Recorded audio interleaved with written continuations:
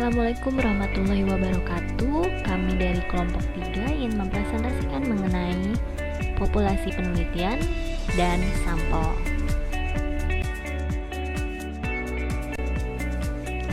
Populasi sendiri itu berasal dari bahasa Inggris, yaitu population, yang artinya adalah jumlah penduduk. Dalam metode penelitian, kata populasi digunakan untuk menyebutkan serumpun atau sekelompok objek yang menjadi sasaran penelitian. Oleh karena itu, populasi penelitian merupakan keseluruhan dari objek penelitian yang dapat berupa hewan, tumbuhan, manusia, udara, gejala, dan lain-lain, sehingga objeknya dapat menjadi sumber data penelitian.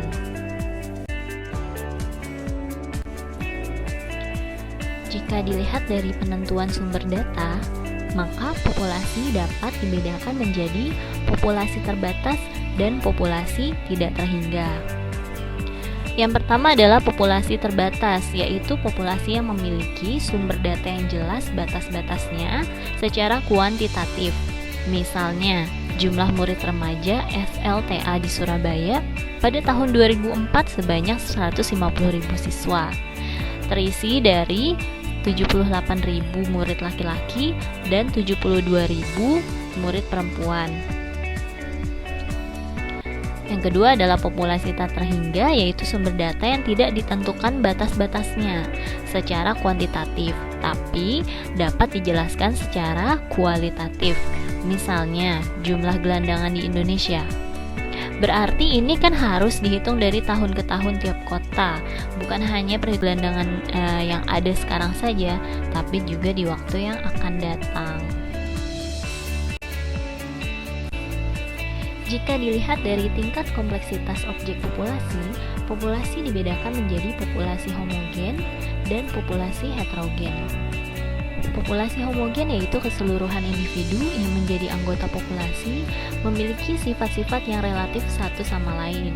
Cirinya adalah tidak ada perbedaan hasil tes dari jumlah tes populasi yang berbeda. Misalnya seorang membuat kopi untuk mengetahui kadar gula yang ada pada kopi tersebut.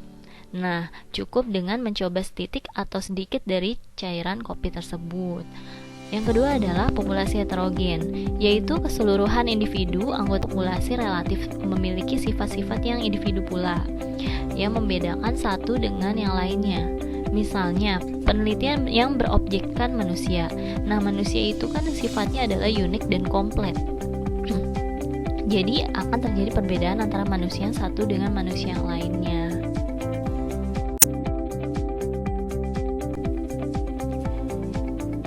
Selanjutnya adalah sampel. Sampel berasal dari bahasa Inggris juga, yaitu sample, yang artinya adalah contoh atau mengambil sebagian dari banyaknya data. Sampel adalah bagian dari populasi yang diharapkan mampu mewakili populasi dalam penelitian. Berikut adalah manfaat-manfaat sampel. Yang pertama, peneliti bisa menghemat biaya, tenaga, pikiran, dan waktu. Yang kedua, data dapat lebih cepat diperoleh dibandingkan dengan meneliti populasi secara keseluruhan. Yang ketiga, dapat menghasilkan gambaran atau representatif yang dapat dipercaya dari seluruh populasi. Contohnya, tinggi badan di kelas. Yang keempat adalah dapat menentukan presisi atau precision dari hasil penelitian. Nah, presisi sendiri itu adalah ketepatan yang ditentukan oleh perbedaan hasil yang diperoleh.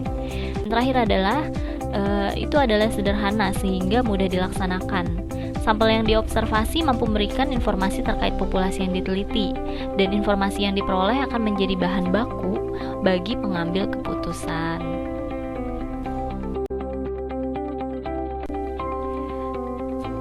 Teknik pengambilan sampel. Pengambilan jumlah sampel dari populasi memiliki aturan atau ada tekniknya. Untuk menjadi sampel dapat digeneralisasi menjadi kesimpulan populasi. Nah, berikut adalah teknik sampling, di antaranya probability sampling dan non-probability sampling.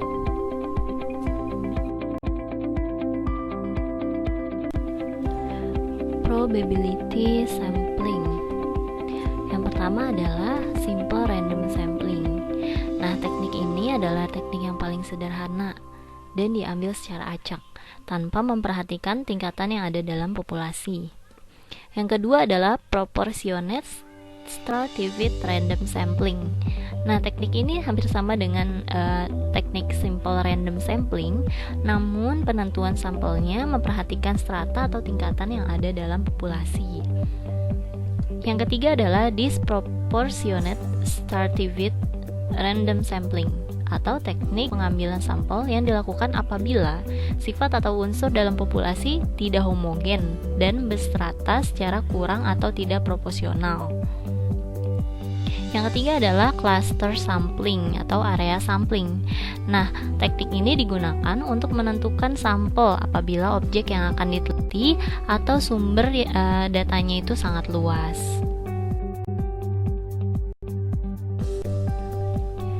Non-probability sample.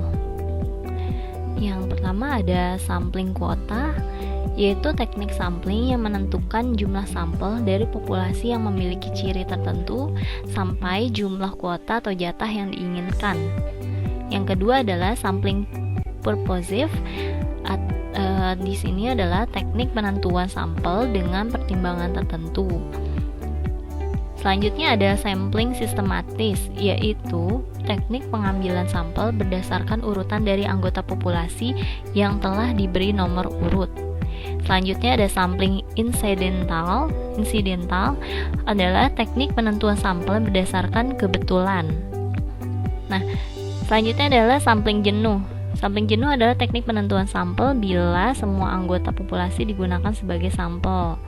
Yang terakhir adalah snowball sampling atau teknik menentukan sampel yang mula-mula jumlahnya kecil, kemudian lama-lama besar, ibarat bola salju yang menggelinding yang lama-lama juga menjadi besar.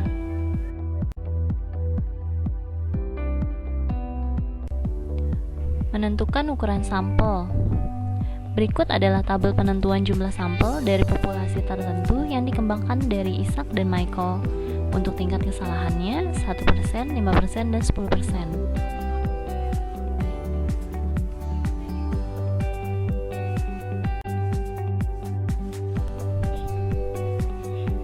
Cara mengambil anggota sampel. Pengambilan sampel secara random acak dapat dilakukan dengan bilangan random, komputer, maupun dengan undian. Bila pengambilan dilakukan dengan undian, maka setiap anggota populasi diberi nomor terlebih dahulu sesuai dengan jumlah anggota populasi.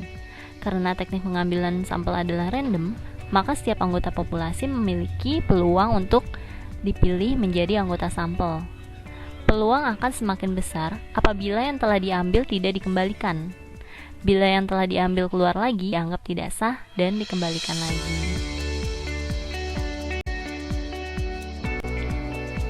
Demikian presentasi dari kelompok kami. Apabila ada yang kurang, mohon maaf.